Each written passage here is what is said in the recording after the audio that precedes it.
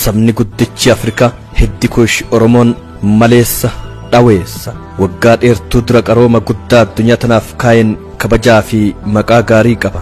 Akkuma mammaa kan kadhadhaa afaan kaan dhagaa afaan nama kaa jedhan gara laafummaan Oromoo Oromiyaa fi Orma keessaallee diina itti bitte biyyaa fi biyyee isaa qe'ee itti dhalatetti warri si bulchina anatu sii beeka jedhan ija baasanii itti roorrisan.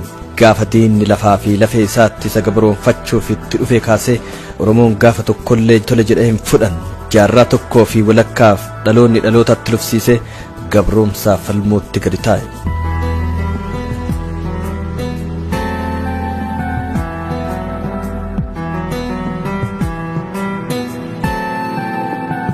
Gootonni fi hayyoonni baddaa fi gammoojjiidhaa waan qabaniin diina ofirraa sujechuu itti fufan. Ogeessi wagaa himee ogeessi kacabe qurcee bara baraan dabarsan. Warra sirnya morkaa dhalatanii diina mormaa turan keessaa qabsaa'aan gitaa gootichi Haaji Hasan Gammada amma ganna 130 caalaniitiin jiru. Ulumaani sanbataa Haaji Hasan kakateera xiixii geerari jedhee mudhuunaa faqqadeera. Amasoonnaa tuumalee osii qooyee galatoona gudiimaa Haajii kabaaru baay'ee akka shoo gabaabaa tulluumaa naatulaadhaa nyaamaan ittiitiyaa. Gulmaasa jedhanii hantuuta mandaraa takijimni xiqqoo hin dhaabanne garaa hin jetti yoo maraa ajajni dhufeera abbaallee yoo dhabde ijoollee fi beeraan jedhaati dargiini. Qe'ee goota Oromoo bilisummaa Oromootiif jiraate akkasumallee hayyuu Oromoo tokkummaa fi aadaa Oromoo dagaagsuuf waa hedduu hojjetaa turanii aanaa shaallaa naannoo sanbatee shaallaa jirra.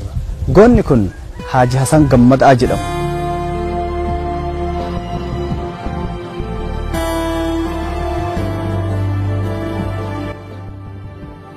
Morkataan dhiiraa morkeen turii Haaji Hasan Gammadaa Ukulaa Arsii gara lixaa aanaa shaallaatitti dhalatan. Yeroon dhaloota isaanii bara 1880 keessa yeroo nafxanyaan waan yaaltee dadhabde tumsa humnoota bara san addunyaa irratti irree qabaniitiin Itiyoophiyaa tan walaasaa turte bara Minilik keessa jechuu.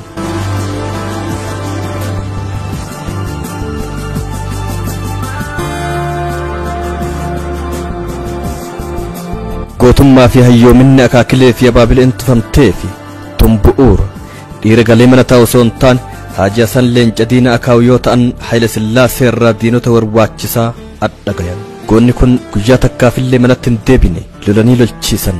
Bosonatti jaalleewwan isaanii Jeneraal Waaqoo Guutuu Haaji Abdullaahii ganama wafaa waliin baalaa bosonuu nyaata baallii diinaa harcaasan. Waaqoo Guutuu baay'inaa kaddaanii kunnu baadeen buune achitti wargeenni achi waliin lollamanii. Akkamiin wal argitan isaaniin yoo san? Isaanillee diida jiraniinillee diida jirra achi wal argine. Hallummaa shi fayyanii gaara guddaa wayii jedhanii akka isaan nu himanitti guyyaa tokkochi saraawitii nama 640 fixnee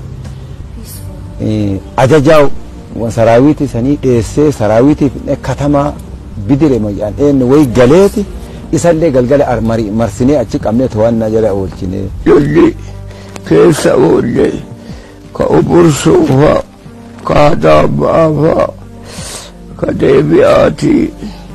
Hallummaa shifaafa kanneen keessa oolle. Kana lolli keessa hin jirre hin jiru.